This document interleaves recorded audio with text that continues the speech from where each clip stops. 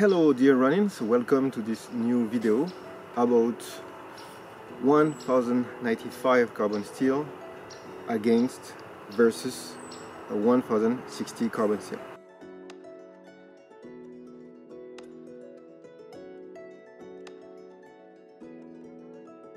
So in this episode about 1095 carbon steel versus 1060 carbon steel, we will see with two made in China replicas katana sword what's happened with Nohi both sword. So we will see what's happening with Okaze and then with Ronin Dojo Pro 19, what's happening with cutting on bamboo. So this sword is already having chip on the edge, one here, 2, 3 and 4 chip on the edge. So the first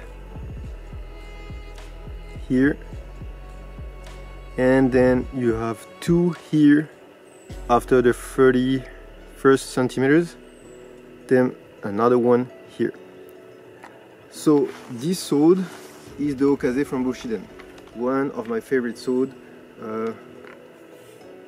I had so many great results with it, but exception made with bamboo, where wrong cuts and even correct cuts broke the edge with chip that we have seen. 1, 2, 3, and the fourth one is here, right? So the first one is here, 2, 3 and 4.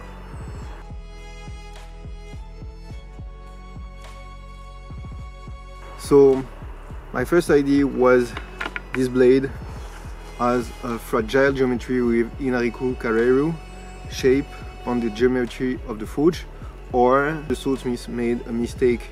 He made this sword with 1095, but after I had correct cut with many tries on like 50 bamboos with a T10 sword I will introduce later, I can tell you this first idea. I can tell you that it's not really easy to tell what is the best between 1095 and 1060 carbon steel. First, we have experienced many things on Ronin Hood, and the first idea is better in my experience to practice with 1095 carbon steel or T10 with Omote. The same for plastic or paper, because it keeps longer the sharpness. Even you sharpen often, every 3 months or every 6 months or every month, you are cutting many mats, many plastic bottles, many bamboo. So 1095 carbon steel or T10 can be tough if it's well forged, even on replicas made in China. So the answer is difficult.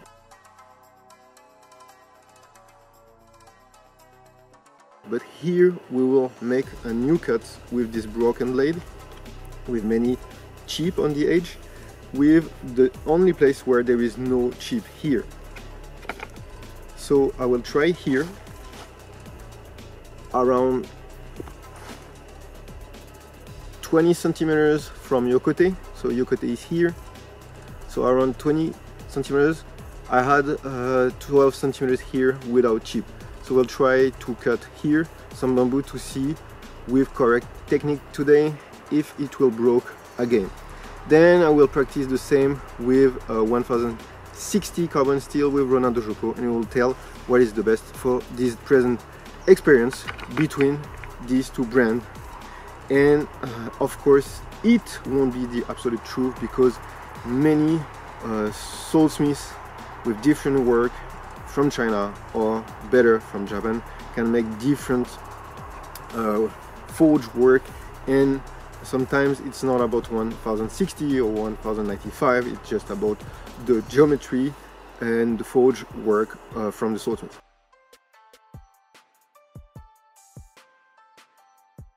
Let's go.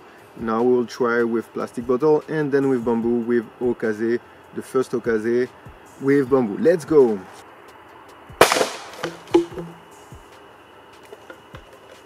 the first experience is not so great.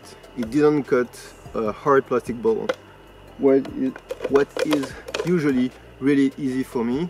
So maybe I didn't make a warm-up, but I think it's not really sharp. Not really sharp and not enough power. Now we'll try with bamboo. Let's go.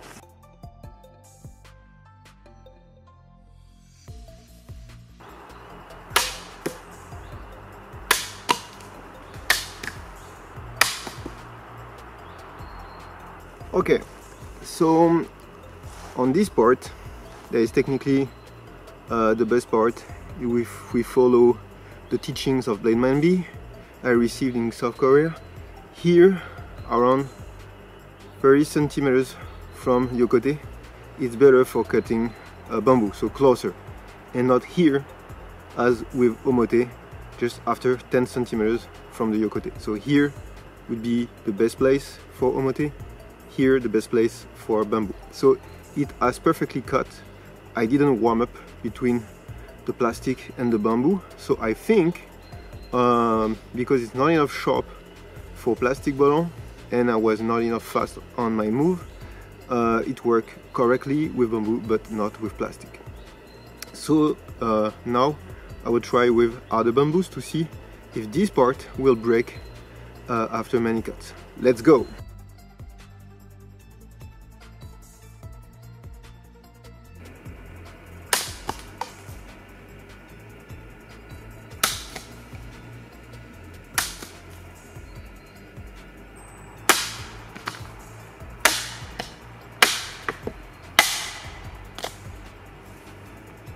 Okay, we see it's really visible, really neat. Then the cut has been made here because you have the stain of the liquid from the bamboo here. So I was clearly doing it on the point for bamboo here. So it didn't broke yet, so I will continue making cut. So here was Gyaku Kesa on bamboo and no chip.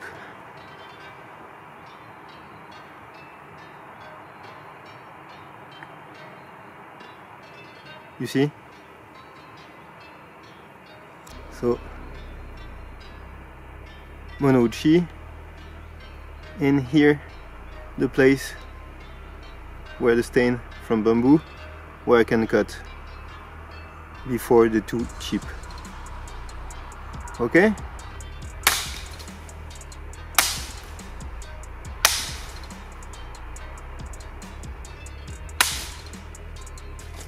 You see, that was Gyaku Kesa before, very clean cut. And here, Kesa, very clean cut. Correct power, angle, everything work. Now we'll see.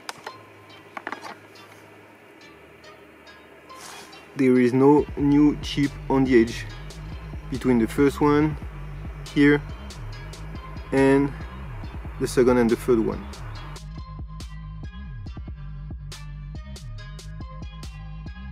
So two possibilities: or the blade is less fragile there, or my lack of technicity of the years before made the difference, and now I'm able to not break or make chip on the edge because I improve my skills. We continue with a larger diameter of bamboo with this 1095 carbon steel from Okaze from Bushiden.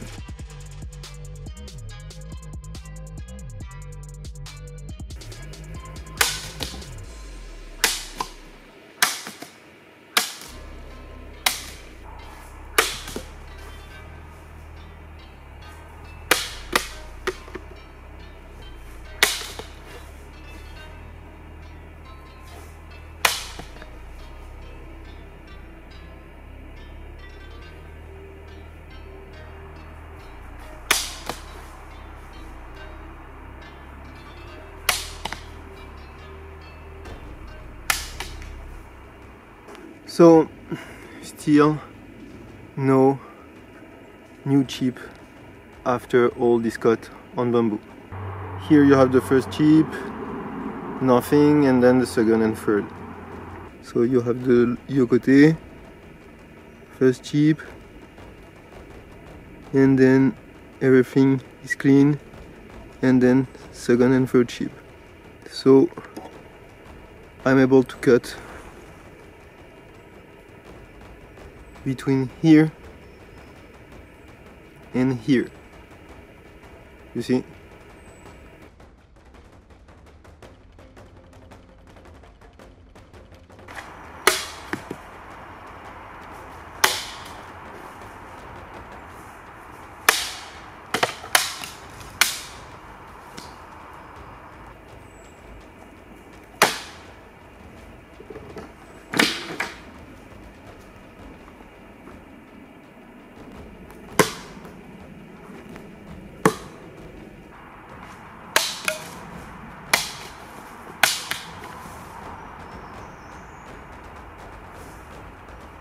Okay, it's impressive. I don't know why. I think it's my skill, but still nothing break between this first chip, the second, and the third one. So I'm able to use this sword. It's really interesting. Last bamboo with Ookaze from Bushiden 1095 carbon steel. Shinogi Izukuri, Nohi, and just this part able to cut because no chip here. Let's go.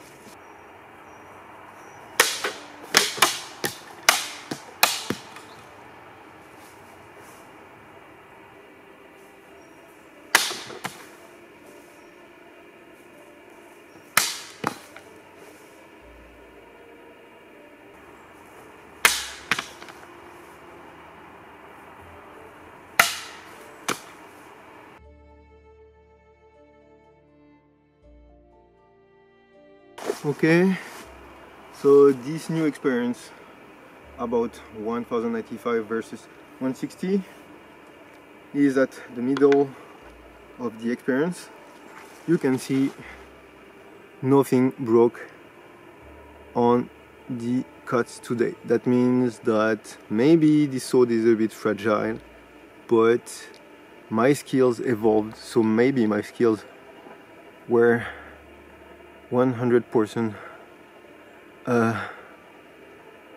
the explanation of the chip on the sword, because maybe today, if it was a new sword, I wouldn't have made this, the first one, then the second one here, and the third one, and the fourth one. Fourth, third, second, and the first one, and here the yokote. You see? Okay, so potentially maybe Ookaze Bushiden 1095 carbon steel is not so weak at all. It depends on skills. Maybe someone with a higher level and not a beginner, even neither intermediate, but some advanced skill Bato Doka. So now we will practice with the 1060 carbon steel with the Ronin Dojo Pro. Let's go!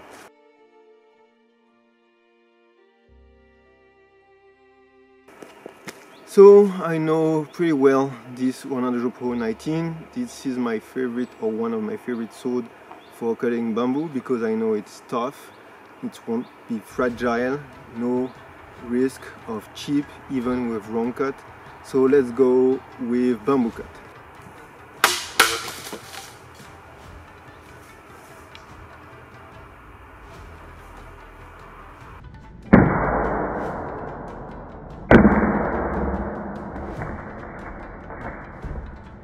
Okay, it's a success. It was ambitious. I wanted to make just a double cut on the first try. It's really clean. I remember that I had resharpened many times this one, so I think I remember it's still very sharp.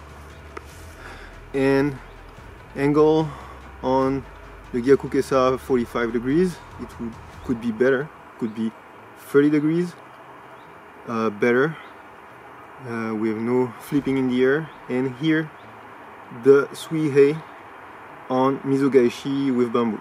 You see, it's really clean. If you know Running Hood in details and you follow every episode since 6 years, you know that I was with a large grip because it's another type of balance with this one, and I was with a narrow grip with the Okaze. So different stances, different position, different technicity.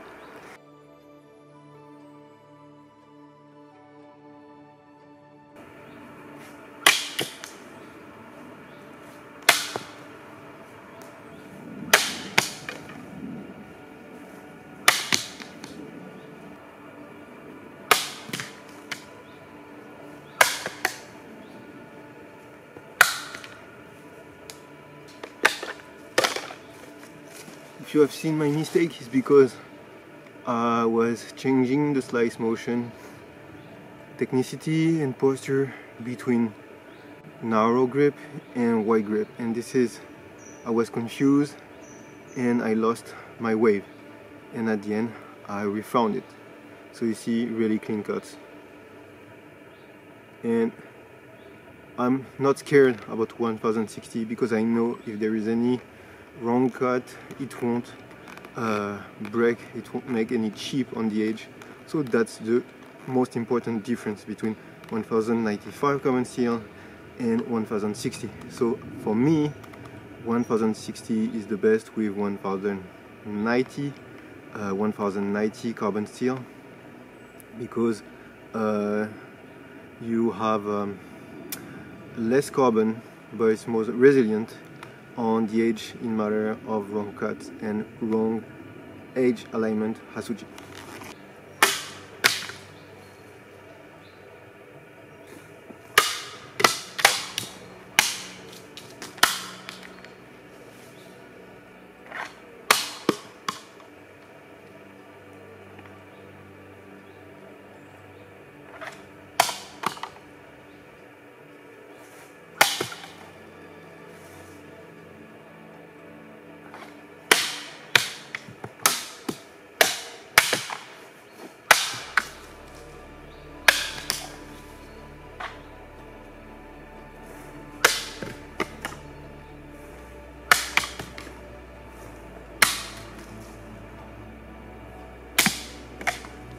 Okay, that's it for today.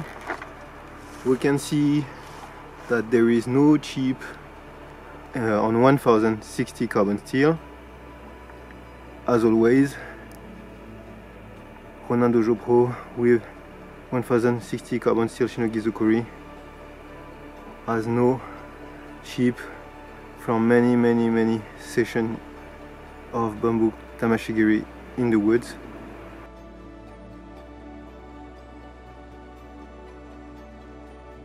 So for the moment, we could say that from beginners to intermediate to advanced to expert, 1060 or 1080 carbon steel would be the best for tamashigiri. That's it for today. I wish you to stay focused, peaceful mind and body healthy, and see you soon in the next episode in Running Hood.